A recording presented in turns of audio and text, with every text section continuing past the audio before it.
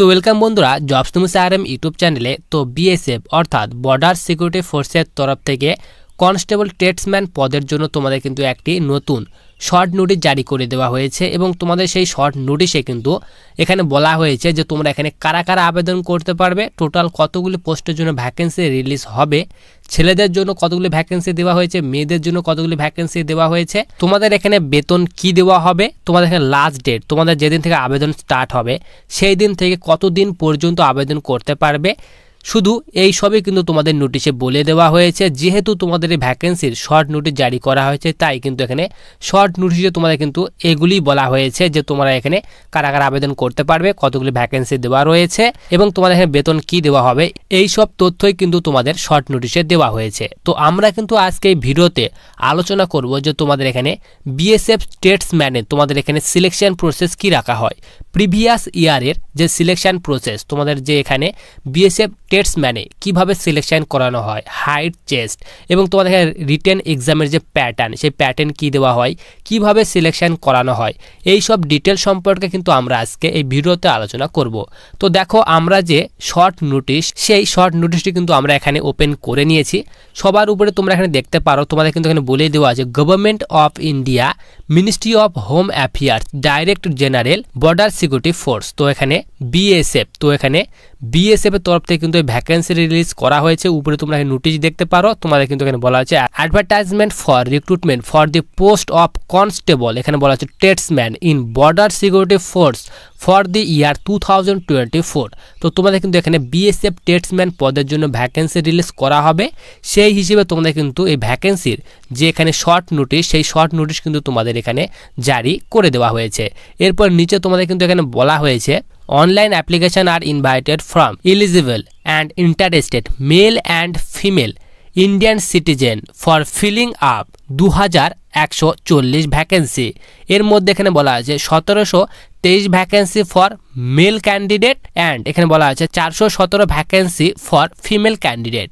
তো তোমাদের কিন্তু এখানে বলা হয়েছে যে তোমাদের বিএসএফ কনস্টেবল ট্রেডসম্যান সেখানে কিন্তু তোমরা ছেলে এবং মেয়ে উভয় আবেদন করতে পারবে। এখানে বলা হয় টোটাল যে ভ্যাকেন্সি সেটি বলা হয়েছে তোমাদের কিন্তু এখানে 2140টি টোটাল ভ্যাকেন্সি দেওয়া হবে। তার মধ্যে ছেলেদের ক্ষেত্রে 1723টি টোটাল ভ্যাকেন্সি ছেলেদের ক্ষেত্রে, 417টি ভ্যাকেন্সি মেয়েদের ক্ষেত্রে দেওয়া হবে বিএসএফ কনস্টেবল ট্রেডসম্যানের ক্ষেত্রে। এরপর নিচে তোমাদের এখানে বলা আছে যে এখানে পে স্কেল লেভেল 3-এর বেতন দেওয়া হবে 21,700 থেকে 69,100 টাকা পর্যন্ত এখানে পার মান্থ বেতন দেওয়া হবে।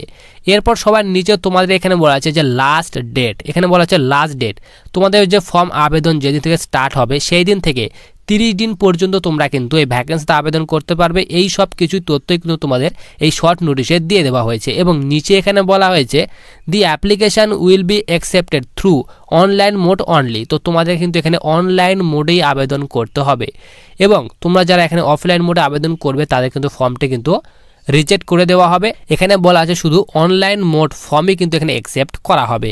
তো তোমাদের কিন্তু এখানে এই সব তথ্যই কিন্তু দিয়ে দেওয়া হয়েছে। তো এরপর আমরা এখানে আলোচনা করব যে তোমাদের এখানে বিএসএফ কনস্টেবল ট্রেডসম্যানের সিলেকশন প্রসেস কি রাখা হয়। তো সবার প্রথমে তোমরা এখানে দেখো, তোমাদের কিন্তু এখানে বলা আছে বিএসএফ কনস্টেবল ট্রেডসম্যান 2024।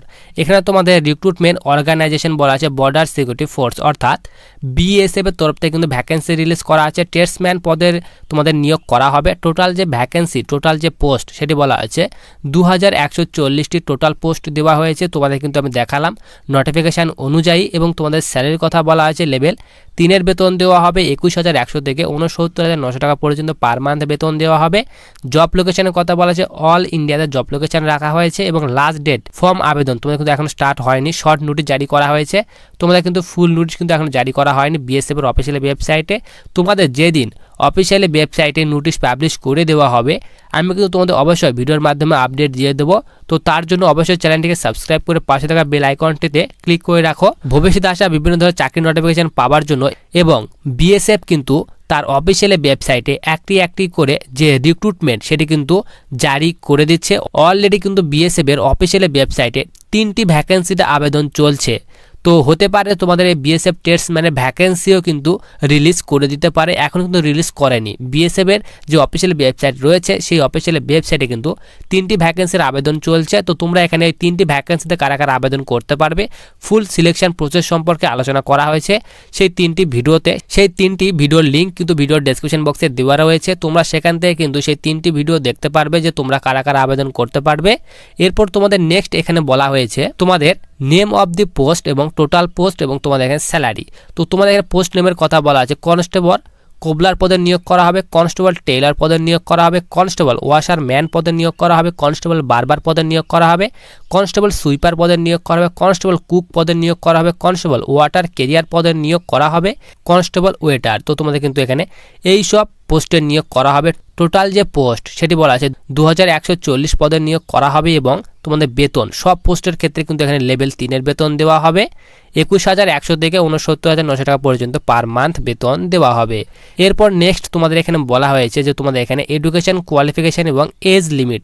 তো তোমাদের কিন্তু এখানে বয়সের কথা বলা আছে, তোমাদের কিন্তু এখানে বয়স 18 থেকে 25 বছর বয়স পর্যন্ত বয়স হতে হবে এবং তুমি যদি এখানে বয়সের ছাড় নিতে চাও সেই হিসেবে তোমরা যারা SC ST ক্যাটাগরি স্টুডেন্ট তাদের ক্ষেত্রে 5 বছর পর্যন্ত বয়সের ছাড় দেওয়া হবে, অর্থাৎ SC STরা তোমরা কিন্তু এখানে বয়সের ছাড় পাওয়ায় 18 থেকে এখানে 30 বছর পর্যন্ত আবেদন করতে পারবে এবং ওবিসির ক্ষেত্রে কিন্তু এখানে বলা আছে 3 বছর পর্যন্ত ওবিসির ক্ষেত্রে বয়সের ছাড় দেওয়া হবে, অর্থাৎ ওবিসি যারা তারা কিন্তু এখানে বয়সের ছাড় দেওয়ায় 18 থেকে 28 বছর পর্যন্ত কিন্তু এখানে আবেদন করতে পারবে। এরপর নিচে তোমাদের এখানে কোয়ালিফিকেশন যে তোমরা এখানে কারা কারা কোন পোস্টের জন্য আবেদন করতে পারবে। এখানে বলা আছে trade constable cobbler, constable tailor, constable washerman, constable barber and constable sweeper. এই পদে আবেদন করতে গেলে এখানে বলা আছে matriculation or equivalent from a recognize board.